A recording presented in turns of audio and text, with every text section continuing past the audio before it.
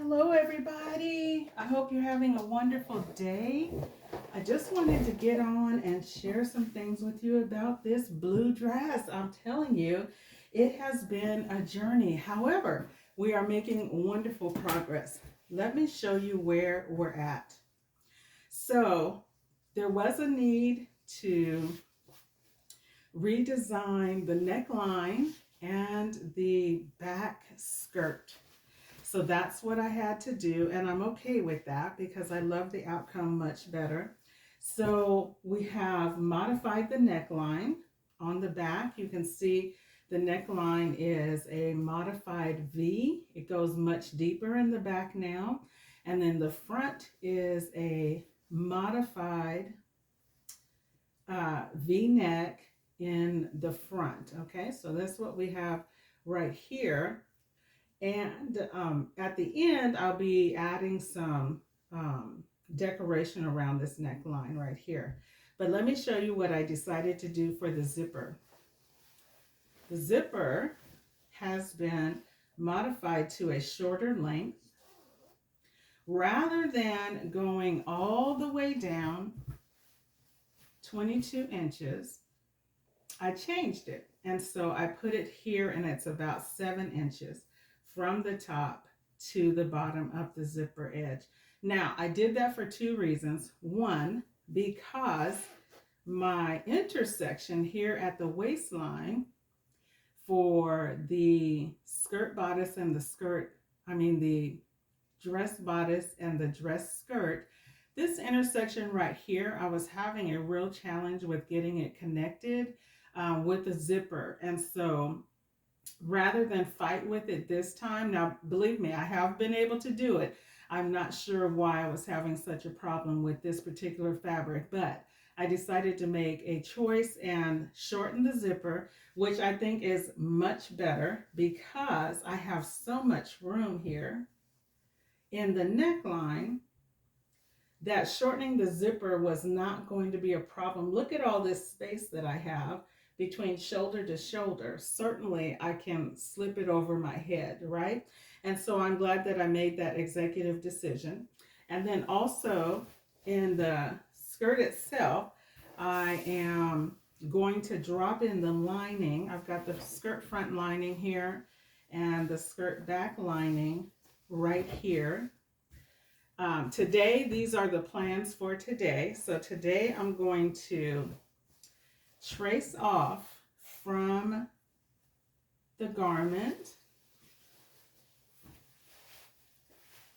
the front and the back bodice top.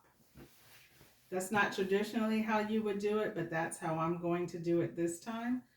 So I'm going to trace off the bodice front and the bodice back by splitting it in half, laying it out flat, and then I'm going to trace around the facing down center back on the waistline and come up on the side seam and copy the armhole. So I'll be doing that on the front and on the back. Again, on the front, this is my center front here.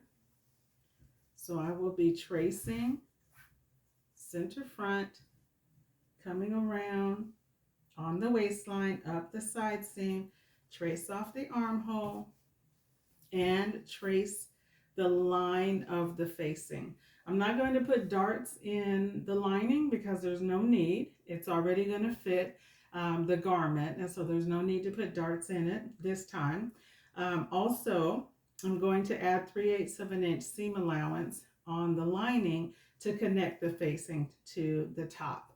Okay, and then the decision will have to be made about whether or not I'm going to add sleeves or leave this dress sleeveless. I'm still not sure about that. It's a work in progress. So that's where we're at today. I will be drafting the bodice lining for the front and the back, attach it to the dress lining, and drop it in the dress today. Now, this will happen today. I will probably post this either Thursday or Friday for a time to sew. So look for it because it is coming.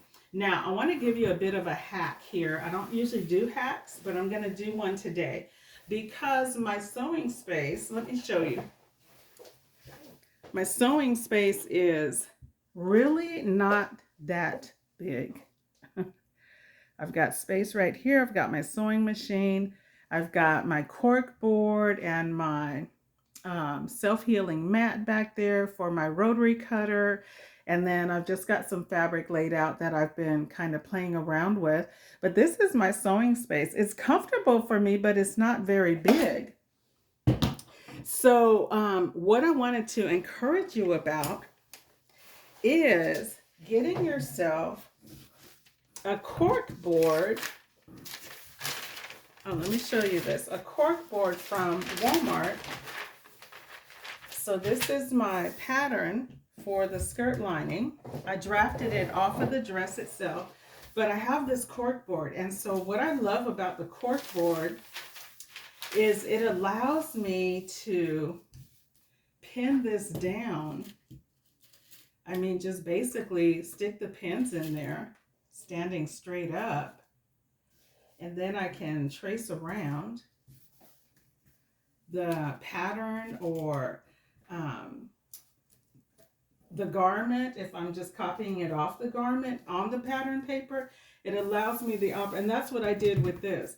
The garment was underneath it, and I traced off, well, the pattern paper, I put the garment on it and just traced it off around the garment. And it was very helpful because all I had to do was pin it in. And once I was done, take it off. Just a simple solution.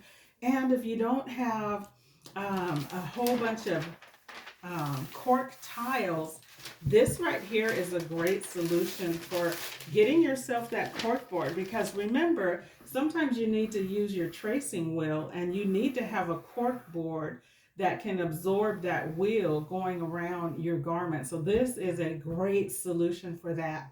I hope those things help you in your sewing journey. Again, look for the upload on Thursday or Friday, and we will talk to you again. Have a blessed day.